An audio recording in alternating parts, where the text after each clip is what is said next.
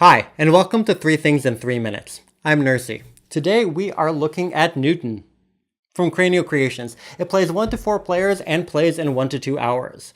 What it's about: this is a complex Euro game in which players are scientists during the scientific revolution. The game is 6 rounds with 5 actions per round. You play a card out of your hand and activate it. Its strength determined by the number of that action's icons on your tableau.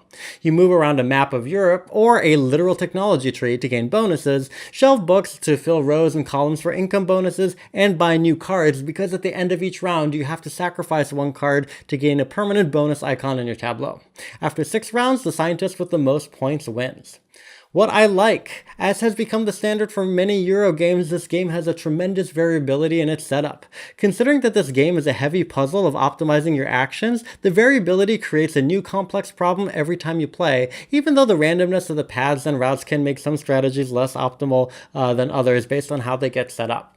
Even so, there are lots of paths to victory. Now you can focus your efforts in one of several areas, like moving around the map, shelving books, or sending students down multiple technology tracks. Now, if you want a game that gives you a lot of options to figure out, you've got a good challenge here. And also, the core mechanic of the action cards is compelling. Now there's an interesting decision at the end of each round, knowing that you have to lose your card, but gain a permanent bonus icon. And it prevents you from always playing your good cards round after round. This also gives the game a sense of urgency, which can lead to the points to consider.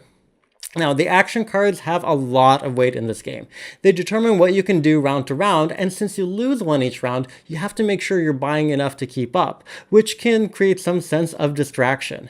Now, this can be amplified if the cards in the market don't have the actions you want for your strategy, and while you can pay to put new random cards out, money is tight in this game, so that can get frustrating.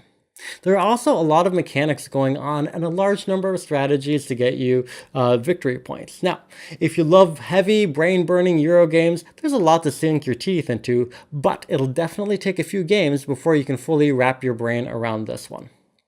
And finally, there are some design quirks, particularly in keeping track of the bookshelves you've filled and the rows and columns you've completed. Now, these give you end-of-round bonuses, but they can be hard to read, and it makes it a bit cumbersome to reevaluate your board at the end of every round. So, in summary, it is a heavy, brain-burning, puzzle-oriented Euro game that gives you new challenges with a very variable setup. Now, it has interesting a core mechanic of action card selection, but that can dominate the game a bit too much, and there are many potential paths to victory which can be overwhelming until after a few plays. Thanks so much for watching. Please make sure you like this video and subscribe to the channel.